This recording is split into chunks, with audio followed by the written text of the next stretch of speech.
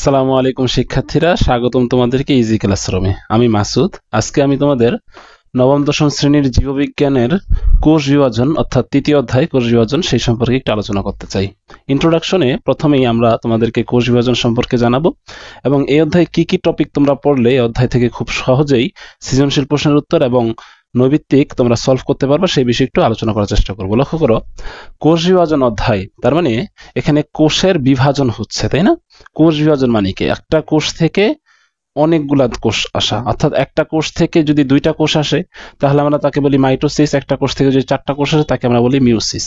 এটা তোমরা জানো অবশ্য। তাহলে কোষ বিভাজন জিনিসটা কি? আসলে কোষ বিভাজন জিনিসটা হচ্ছে, আমরা দেখো যখন একদম ছোট ছিলাম তখন কিন্তু খুব ছোট ছোট ছিলাম, তাই না? তার মানে আমাদের ওই ছোট ছোট হাত পা গুলো থেকে এখন একটা পুরো বড় দেহ হয়ে গেছে। তার মানে আমাদের কোষগুলো যেগুলো ছিল সেগুলো আস্তে আস্তে বিভাজিত হয়েছে। তাহলে কোষ বিভাজন জিনিসটা হচ্ছে একটি কোষ থেকে দুইটি কোষ অথবা চারটি কোষ সৃষ্টির প্রক্রিয়াকেই মূলত কোষ বিভাজন বলা হয়। এখন এই কোষ বিভাজন কিন্তু বিভিন্ন ধরনের হতে পারে। যেমন ধরো, আমরা কোষ বিভাজনকে মূলত তিনটা ভাগে ভাগ করি। একটি হচ্ছে অ্যামাইটোসিস, মাইটোসিস আর মিওসিস। তোমাদের এখনকার নবম দশম শ্রেণীর বইতে এই কোষ বিভাজনের যে প্রকারভেদটা সেটা দেওয়া নাই, তবে এটা আমাদের খুব জানতে হবে, তাই আমরা তোমাদের এই বিষয়ে একটু আলোচনা করতেছি। লক্ষ্য করো, কোষ বিভাজনকে আমরা তিনটা ভাগে ভাগ করতে পারি, অ্যামাইটোসিস, মাইটোসিস আর হচ্ছে মিওসিস। লক্ষ্য করো, মাইটোসিস মানে হচ্ছে জটিল প্রক্রিয়া। মাইটোসিস মানে হচ্ছে জটিল প্রক্রিয়া।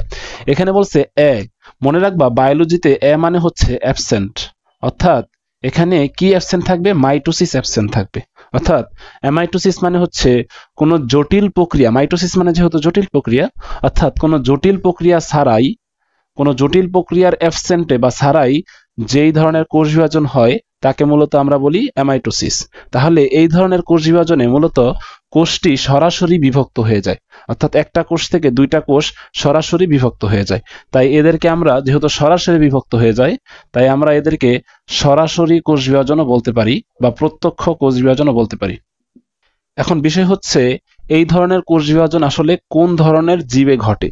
তোমরা জানো এই পৃথিবীতে যত জীব রয়েছে তাদেরকে আমরা দুই ভাগে ভাগ করতে পারি, একটা হচ্ছে অ্যানিমেল মানে প্রাণী, আর একটা হচ্ছে উদ্ভিদ। এখন এই অ্যামাইটোসিস কোন ধরনের প্রাণী বা কোন ধরনের উদ্ভিদে হয়ে থাকে সেটা আমাদের একটু জানতে হবে। একটু মনে রাখবা, অ্যামাইটোসিস হয় নিম্ন শ্রেণীর জীবগুলোতে। এখন নিম্ন শ্রেণীর জীব বলতে তোমরা কাদেরকে চিনো? তোমরা চিনো ব্যাকটেরিয়ার কথা জানো, তোমরা ইস্টের কথা জানো, তাই না? তোমরা অ্যামিবার কথা জানো। এগুলোর মধ্যে কিন্তু আমাদের মেইনলি অ্যামাইটোসিস কোষ বিভাজন হয়ে থাকে। এখন আমাদের যেটা জানতে হবে সেটা হচ্ছে মাইটোসিস কোষ বিভাজন, সেই সম্পর্কে তোমাদের একটু বলতে চাই। দেখো, মাইটোসিস মানে অলরেডি আমি বলে দিয়েছি, মাইটোসিস মানে হচ্ছে জটিল প্রক্রিয়া। তোমাদের পরীক্ষার সময় একটা প্রশ্ন খুবই আসে যে মাইটোসিসকে সমীকরণিক বিভাজন বলা হয়, ব্যাখ্যা করো। ব্যাপারটা কি রকম? লক্ষ্য করো, মাইটোসিস কোষ বিভাজন খুবই জটিল একটা প্রক্রিয়া এবং এই কোষের জটিল প্রক্রিয়াকে আমরা 5টা ধাপে বর্ণনা করব এরপরে, পরের ভিডিওতে আসতেছে সেটা। কিন্তু মাইটোসিস কোষ বিভাজনটাকে যদি খুব সহজে আমরা একটু উপস্থাপন করতে চাই, দেখো কেমন হয়। দেখো, এটা যদি একটা কোষ হয়, ঠিক আছে, এই কোষ থেকে যখন দুইটা কোষ তৈরি হবে, আমরা বলতেছি কোষ বিভাজন মানে হচ্ছে দুইটা কোষ তৈরি হওয়া, অথবা মিওসিসের মাধ্যমে চারটা কোষ তৈরি হয়। এই কোষ থেকে যখন দুইটা কোষ তৈরি হবে তাহলে আমরা তখন দেখব এই কোষের নিউক্লিয়াসে যদি 46 ক্রোমোজোম থাকে। তোমরা জানো মানব দেহের ক্রোমোজোম সংখ্যা হচ্ছে 46। তাহলে এই কোষে আমরা দেখব 46 ক্রোমোজোম আসতেছে এবং এই কোষে আমরা দেখব 46 ক্রোমোজোম আসতেছে। এখন তোমরা বলতেই পারো যে 46 ক্রোমোজোম থেকে কিভাবে 46 আসে, সেটা আমরা পরের ধাপে আলোচনা করার সময় বলবো তোমাদেরকে। তাহলে আমরা বললাম একটা কোষ থেকে যখন দুইটা কোষ আসতেছে, প্রত্যেকটা কোষে 46 ক্রোমোজোম যাচ্ছে। যেই কোষটা থেকে এই কোষগুলো তৈরি হলো এই কোষটাকে বলা হয় মাতৃকোষ, এবং এই মাতৃকোষ থেকে যে দুইটা কোষ তৈরি হলো তাদেরকে বলা হয় ডটার সেল বা অপত্য কোষ। অপত্য মানে হচ্ছে বংশ, ঠিক আছে, অপত্য কোষ। তাহলে দেখো, আমরা দেখতে পাচ্ছি মাইটোসিস কোষ বিভাজনে মাতৃকোষ অর্থাৎ একটি কোষ থেকে যে দুইটি অপত্য কোষ বা ডটার সেল তৈরি হচ্ছে, সেই সেল দুইটার মধ্যে ক্রোমোজোম সংখ্যা মাতৃকোষের ক্রোমোজোম সংখ্যার সমান হচ্ছে। এখন তোমরা জানো কি সমীকরণ মানে কি? সমীকরণ মানে তার একটা বাম পক্ষ থাকবে আর একটি ডান পক্ষ থাকবে, এবং বাম পক্ষ এবং ডান পক্ষ কিন্তু সমান থাকে। যেহেতু এটা সমীকরণের মতো, অর্থাৎ তার বাম পক্ষে অর্থাৎ মাতৃকোষে যে কয়টা ক্রোমোজোম, অপত্য কোষে সেই কয়টা ক্রোমোজোমই পাওয়া যাচ্ছে, তাই একে বলবো আমরা সমীকরণিক বিভাজন। তাহলে ব্যাখ্যার সময় তোমরা জাস্ট এভাবে বলে দিবা যে মাইটোসিস কোষ বিভাজনের সময় নিউক্লিয়াসটি বিভাজিত হয় এবং নিউক্লিয়াসের যে ক্রোমোজোম সংখ্যা অপত্য কোষে ক্রোমোজোম সংখ্যার সমান হয়ে থাকে, তাই মাইটোসিস কোষ বিভাজনকে সমীকরণিক বিভাজন বলা হয়। এখন তোমাদেরকে একটু করে আমি মিওসিস কোষ বিভাজন সম্পর্কে বলবো। দেখো, মিওসিস কোষ বিভাজনকে আমরা বলতেছি হ্রাসমূলক বিভাজন। কেন?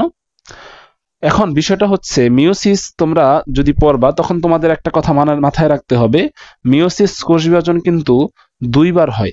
অর্থাৎ মিওসিস, আমরা একটু আগে মাইটোসিস কোষ বিভাজন তোমাকে দেখাইছিলাম, একটা কোষ থেকে দুইটা কোষ হয়, বাট মিওসিস কোষ বিভাজন তোমাদের মনে রাখতে হবে একটা কোষ থেকে কিন্তু দুইবার বিভাজিত হয়। এই একটা কোষে দুইবার বিভাজিত হবে। ব্যাপারটা হচ্ছে অনেকটা এরকম, এই কোষ থেকে এই কোষের যে নিউক্লিয়াসটা সেটা প্রথমে বিভাজিত হবে, ঠিক আছে?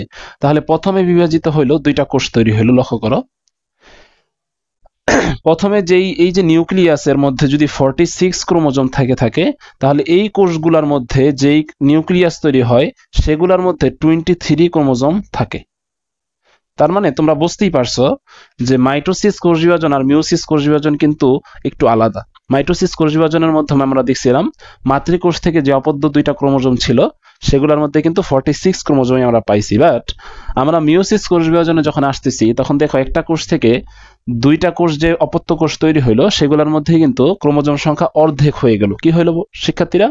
অর্ধেক হয়ে গেল, অর্থাৎ হ্রাস পেল, তাই না? এবং পরবর্তী যে কোষ বিভাজন হবে সেগুলো পুরোটা মাইটোসিসের মতোই। তাহলে এখানে যে কোষগুলো তৈরি হবে সেটা অনেকটা এইগুলোর মতো হবে, অর্থাৎ এখানে 23 ক্রোমোজোম পাবো আমরা, এখানেও 23 ক্রোমোজোম পাবো, এবং এটা থেকে যদি তৈরি করি আমরা এখান থেকেও 23 ক্রোমোজোম বিশিষ্ট অপত্য কোষগুলো পাবো। ঠিক আছে? তাহলে আমরা বলতেছি যে মিওসিস কোষ বিভাজন বা হ্রাসমূলক বিভাজন মানে হচ্ছে একটি কোষ থেকে যখন অপত্য কোষ তৈরি হচ্ছে তখন মাতৃকোষের ক্রোমোজোম থেকে অপত্য কোষে ক্রোমোজোম সংখ্যা অর্ধেক হয়ে যাচ্ছে বা কমে যাচ্ছে বা হ্রাস পাচ্ছে। এই জন্য মিওসিস কোষ বিভাজনকে আমরা হ্রাসমূলক বিভাজন বলে থাকি। তাহলে তোমাদেরকে যদি জিজ্ঞাসা করা হয় মিওসিস কোষ বিভাজনকে কেন হ্রাসমূলক বিভাজন বলা হয় এটা ব্যাখ্যা করো, তাহলে তোমরা কি লিখবা? যে বলবা যে মিওসিস কোষ বিভাজনের সময় নিউক্লিয়াসটি দুইবার বিভক্ত হয়। প্রথমবার বিভক্ত হওয়ার সময় নিউক্লিয়াসের অপত্য কোষে, কি কোষ বলতো? অপত্য কোষে নিউক্লিয়াসের ক্রোমোজোম মাতৃকোষের, এটা হচ্ছে মাতৃকোষের ক্রোমোজোম সংখ্যার অর্ধেক হয়ে যায় বা হ্রাস পায় বা কমে যায়। তাই অপত্য কোষে ক্রোমোজোম সংখ্যা যেহেতু কমে যায় তাই মিওসিস কোষ বিভাজনকে আমরা হ্রাসমূলক বিভাজন বলে থাকি। ঠিক আছে? এভাবে ব্যাখ্যা করলে তোমরা কিন্তু 2টি মার্ক খুব সহজেই পেতে পারো। আজকে আমরা তোমাদেরকে কোষ বিভাজন সম্পর্কে, তাদের প্রকারভেদ সম্পর্কে বললাম। নেক্সট ভিডিওতে এই চ্যাপ্টারের বাকি বিষয়গুলো তোমাদের সাথে আমরা তুলে ধরার চেষ্টা করব। ধন্যবাদ তোমাদেরকে। তোমাদের কোনো কোশ্চেন থাকলে তোমরা কমেন্ট সেকশনে আমাকে জানিও এবং তোমাদের কোনো মতামত আমাদেরকে খুব সহজেই কমেন্ট সেকশনে জানাতে পারবে। ধন্যবাদ তোমাদেরকে। আসসালামু আলাইকুম।